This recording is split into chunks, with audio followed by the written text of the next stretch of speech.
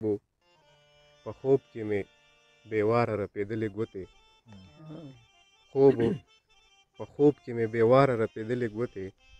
چا ښاپېرۍ له مې په زلفو کې راښکلې ګوتې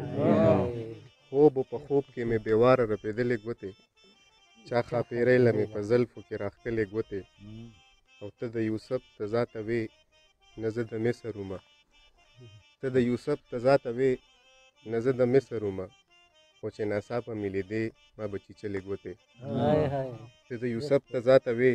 نه زه د مصر ومه خو چې ناڅاپه مې لیدې ما به چیچلې ګوتې او هغې د اور په لمبو پیانو غږوله لکه هغې د اور په لمبو پیانو غږوله لکه هغې د اور لمبو ته داسې خوځولې ګوتې هغې د اور په لمبو پیانو غږوله لکه هغې د اور لمبو ته داسې خوځولې ګوتې او نن چا په ژوند کې په ړومبي ځل مزدوري کړې وه نن چا په ژوند کې په ړومبي ځل مزدوري کړې وه نن چا د مور نه په څادر کې پټولې ګوتې نن چا په ژوند کې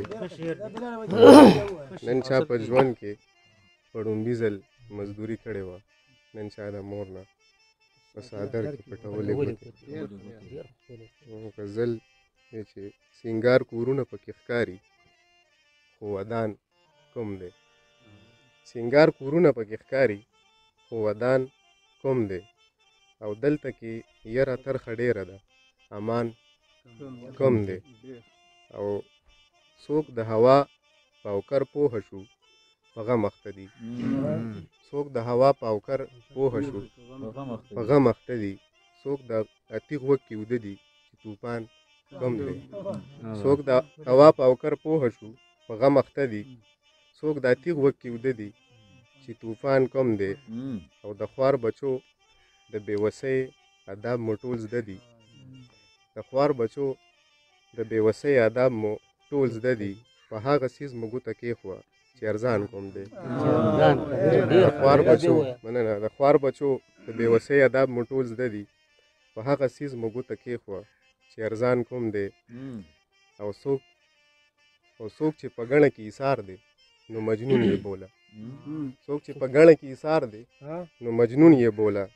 دغه دانا دی په صحرا کې چې روان کوم دی څوک چې په ګڼه کې ایثار دی نو مجنون یې بوله دغه دانا دی په صحرا کې چې روان کوم دی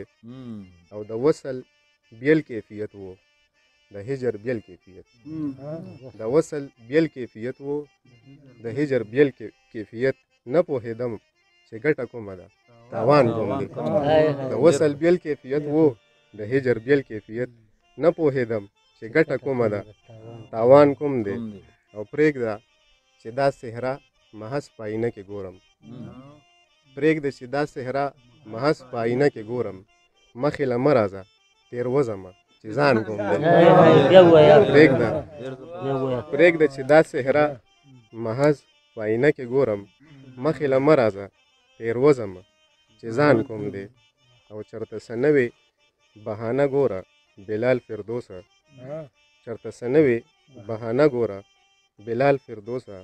ماښام نږدې شو بره څه ګورې باران کوم دی ماښام نږدې شو بره څه ګورې ډېره مننه